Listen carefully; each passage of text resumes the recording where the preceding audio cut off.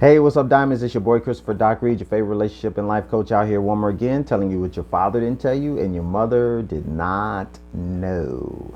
So, if you are an empath, you know it can be like being an emotional ATM machine that just gives unlimited withdrawals when you're in a relationship.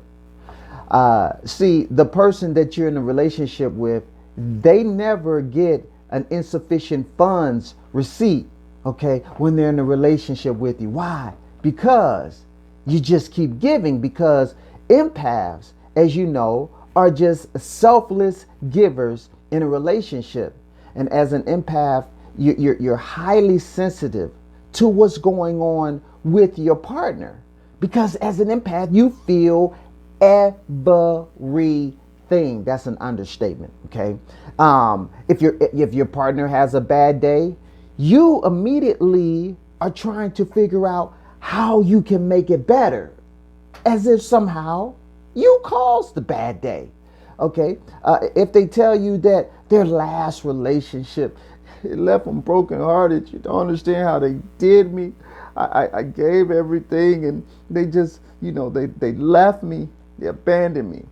All you want to do is show them, I'll never hurt you, I'll never do that. Why is it you feel like you have to make up for what somebody else did? You make it your life's mission to do so. If they experience childhood trauma from one of their parents, it was abandoned them, abused them in some way. Once again, you instinctively feel like it's your responsibility to fix their pain. So the problem is, as an empath, you tend not to have a shutoff valve. Okay, so regardless of how you're treated, you feel the remedy is to just keep loving and giving. Now, the issue is your partner oftentimes did not get that memo, because all they do is keep taking. All right. But, as an empath, for whatever reason, you tend to be oblivious to the fact that you're the only one giving. Okay. And so empaths are attracted oftentimes to these narcissistic personalities who are the very definition of the word taker. Okay. And so now it creates this very toxic, codependent giver taker dynamic. And before you realize it, as an empath, you're in this situation and you feel stuck. You don't even know how you got here again. Okay. Because it's not like the first time you've been in this type of relationship, and you feel like getting out is almost freaking impossible. But scripture is very clear when it says to not cast your pearls, your precious, priceless pearls, before swine. Now, there's just two words in here that I really want to key in on.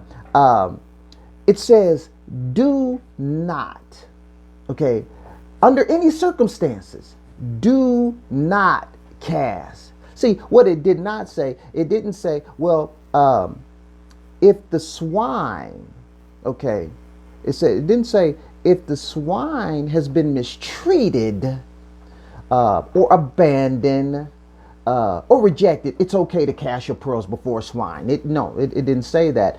It says do not. And so you, as an empath, you do have to develop what I would call a do not spirit in these situations. You do not when you receive not. Okay. When the receiving stops, you have to learn to stop the giving. The giving has to stop. It's like starting out, for example, on a road trip. Okay.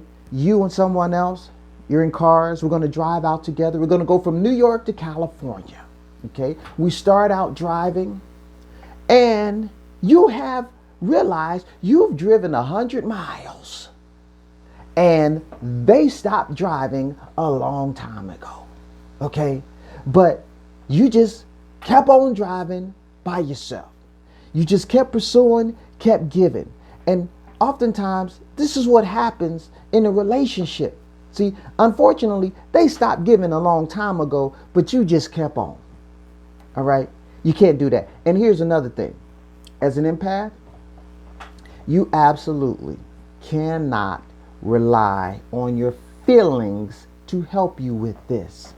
Okay? Because as an empath, you notice your feelings can be all over the place. In this situation, your feelings ain't necessarily your friends. Okay? This is more a discipline than anything else. Repeat after me. Put the right hand up. I deserve to get what I give.